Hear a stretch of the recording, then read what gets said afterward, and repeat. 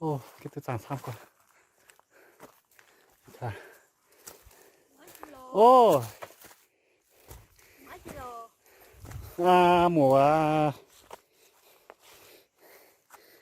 chip bố hả Có hả? ờ Mình chúa gì? biết tiếng kinh không Chúa à? à chip bố à ừ. Một mình thôi à, một mình lấy củi thôi à? Không biết. Không biết à? Hả? À Già. bà già rồi không biết, không biết à? À lấy được củi nhiều đấy nhỉ.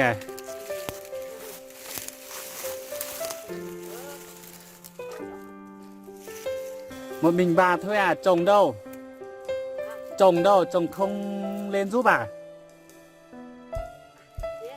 À thì lâu à. À không, không đi học nhỉ. Ừ. Cháu đi học thôi. Nhà ở đâu? À sao đây xin à? À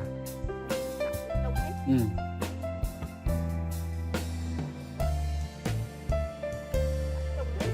À không à. À như bạn nào nó canh nhà khu hổ nó canh như bạn ơi chân tế hắn nhung chung nhà tôi bên đi nó canh cái tôi mình nhận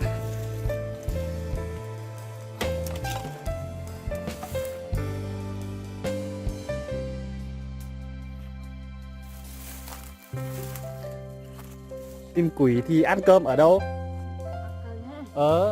Ăn cơm ở đây à?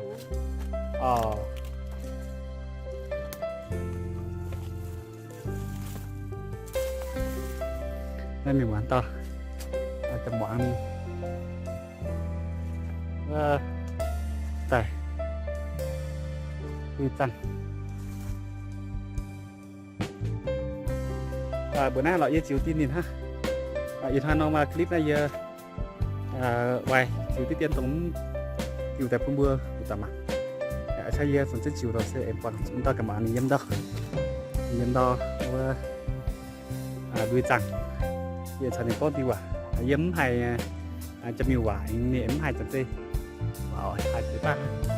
tại vì hai nãy giờ chiều thao phong mưa một bài cũng chiều như hiện số và chiều không chiều như con thỏ bây giờ tôi dành nhiều công đánh đúa bữa bên như cần sự bữa môn có họ môn luôn kiểu sân trung nhiệt tiểu dâm qua đi đánh đúa có họ môn đi tiểu sao sẽ bên như tầm cả môn sẽ tốn tiểu mày miền búa nó có vài nồng nhím nó sẽ như chúng hít này hát sản xuất nhím để sao sẽ này nhím vừa tại cho bén vừa hít tụ bởi tốn tiểu này cũng yếm kiềm như tòng yếm làm như tòng tôi sẽ cho liều kiềm cho liều làm này anh vừa chọn tụ nói giờ mấy tụ không tiểu này cái vừa mặc thế nào tiểu sẽ bị cho nhà nhiều công nên thành đâu vừa ta miền bữa vừa chủ bữa cắt xì bữa môn mình có bao nhiêu có họ môn quá như tầm càng môn quá sẽ có thể mà vừa hay bây giờ cái gì bộ môn tại cho bây giờ là quất mình là có ghé ở bên nhà nhung có nhà gì mình có ghé vừa hay khá ở điểm suốt tại nó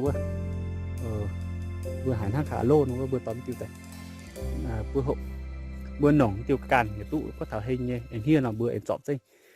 phải nhung phải sẽ chọn dây chè dây phải vừa tao tài nòng nên giàu tiêu sẽ vừa hiểu phui gai tại nòng tụ phải vừa anh ngào bền cao tại nòng như tụ em chọn dây tiêu sẽ chạy giờ có mấy cái tráng vừa con vừa mà tiêu hiểu cho làm mai là phải ổn tiêu này chọc trước tuần này tiêu này bữa tay hấp nên thành tụ bữa như cái xỉa bữa muôn bữa tiêu này ồ không có gì mày tiêu yêu ai bữa một tải bữa anh phải phim tiền nồng tốn tiêu này hát tao miền mùa miền miền xích miền mày tranh cộng hòa yếm xin nó sẽ bữa mất nồng ở miền xích miền mày cộng hòa yếm xin sẽ bữa mất nồng tốn tiêu bữa liềm dài miền một tải bữa chỗ trắng chứ nhìn nếu mà nhìn hai ý hàng thảo bữa như cộng hòa này sẽ tốn tiêu số liệu nói bữa tốn tiêu tại nền thành tu bữa tham nhung nhé ở thang nó bữa như những con bữa như cũng nhiều hiếu bữa như giúp bánh phiếu nó bây giờ tốn tiêu tại bữa gom tại bữa xong bữa gom tiêu này hơn tiêu nó sẽ nhưng mà y tiêu mà tiêu manh mà tiêu búa còn hai ở lột chiếu tiêu nó sẽ cái này búa này có in thoại này yếm kẹ thì chịu tới tiền ha học tới nên bữa mảng như quanh học tới búa chữa đi em mà tiêu sơn là sẽ chỉ manh manh nhá này nó tiểu đến ra mình bữa chữa nồng em cháu trên này như nòm này nòm nên nòm này nòm biển cháu trên mặt rất cao mà chân chuẩn yếm đồ nhỉ đo giờ anh bạn tiêu xe nó chả lỗ cong xe tiêu xe đâu hiện rồi cây xoắn nợ nó sẽ tống tiêu lọ những con đâu hát tàu chiếm rẽ sẽ bữa tống tiêu tài che nè tiêu này yếm mất lùa tiêu sẽ bị giờ giang nhiều sẽ tống tiêu tiêu sẽ giang nhiều nên xuất thở y chuyển hoa nên xuất bèn thì sẽ giang như bữa mình ngay kiểm ở bữa sẽ yếm bữa cào thân á họ tới này chịu tập bữa mặn yếm bữa cào thân nó sẽ mày tàu ba miền bữa sẽ bữa khang bữa mình họ tòng bữa chung đâu to niết tiêu ba nòm tại bữa tắp biển dù bánh tắp biển dù bánh bữa còn sùng gom ngạn bữa nó có thảo miền bữa tao mới bữa sập bộ mới bữa tỏ xuống tiêu tắp là sẽ mình xem tôi xỉa tiêu xe hiện tại sẽ hiện tiêu nhìn địa tổ hơn tới hiện nhiệm bữa nay phải ba tể địa tổ có thể tràn chê quả nó sẽ cây động nhất vùng Tây Bắc, một trong số những cây động nhất vùng Tây Bắc. Hiện nhung mưa yếm chia nhung nên với mày địa tổ hơn chia tới hiện yếm này phải ba tệ tốn tiêu này. Có nền chung mày đâu nền như chả gì như lọ thằng bữa tao tài rào bữa rào cả nhựa là hai bữa tài rào cả nhựa bữa nòng trộn han rào cả nhựa nên thành tụ bữa lồng nhỉ cái đàn môn này y tiêu này ở bữa mình bữa thằng đào như chung giờ trang lén sinh thằng đào cao mà y tiêu yếm thế này tiêu sẽ bữa nòng cho điên ấy tiêu sẽ nòng cho điên tiêu sẽ bữa chỗ sim này mà bữa mảng bạn em bữa mảng tí tu nhẹ nhìn đón tiêu nên nhìn manh nhỉ tiêu nhìn búa nhỉ sáu danh đâu á nòm là biển nhìn bữa trong bạn nhìn bị biếu biển nhỉ quân xe bữa bạn nên nòm cao này bữa mảng nên nòm cao này mình cả nhụng này nên như nòm cả nhụng này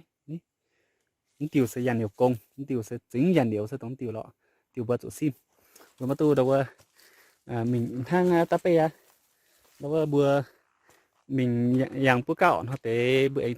cũng hợp chung nó tế hiện nghĩa khoai nòm tài táp biển giúp bánh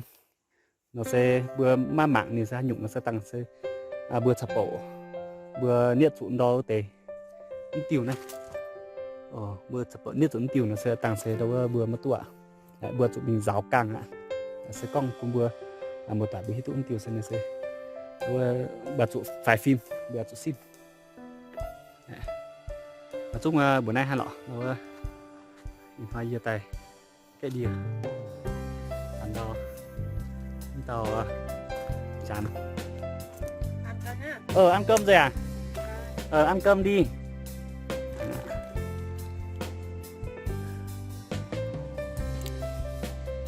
Này chết tao rồi.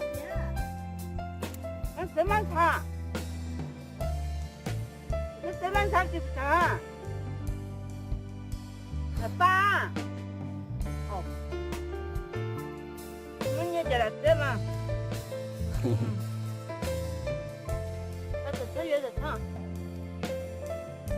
Và ăn rau thôi à? Mua cá khô về đi đi lên rừng ăn ấy, ngon lắm đây. Có tiền lại hả?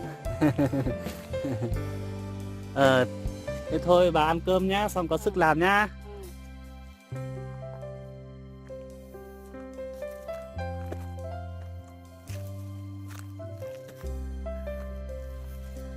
Ô, view hả?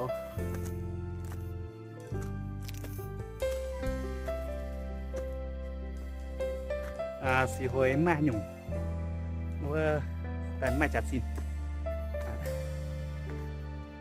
nó nhung giúp mai chặt xin nhé bữa liềm dài bữa tụi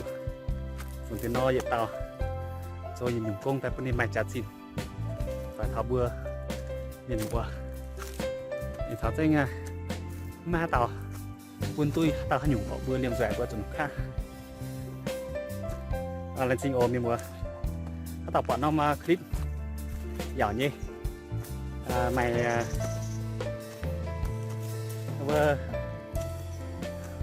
mày mùi nhỉ nóng tụ nhỉ nó siết chân like anh xe con niềm của mặt tại bây giờ anh hiếu thăm thì anh hiếu chịu đã không bưa mạng rồi cho nên tiêu sẽ hiểu bữa mình muốn anh chú tăng đòi diện quả tiêu đi đấy cũng tiêu xê cảm sinh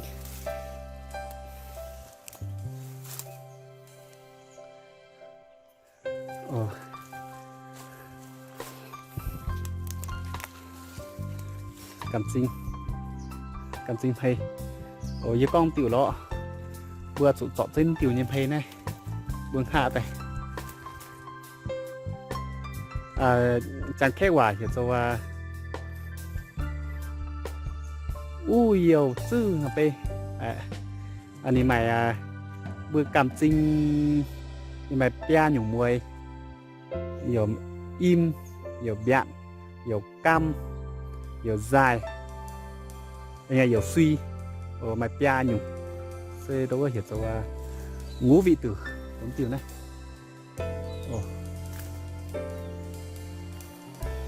cảm sinh cao thấy mưa gió đi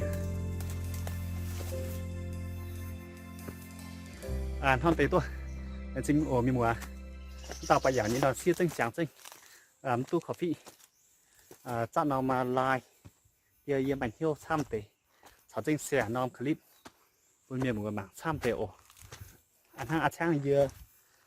chiếu tế y tiêu điêu mà tiêu dằng liều mà tiêu dằng liều công bữa tụ chia tụ tại xe của tại bữa mình tham thi dịch tâm mình cao này bữa tụ chia tụ tham tập ạ tiêu ở tiêu kem pi điang ok chúng phải nó bữa chia tụ hai tiêu bữa xua tụ hai tiêu xua mất tụ ở tại mình bữa tại này là sẽ mới hít tàu ăn thằng nó ha lên sinh bye bye.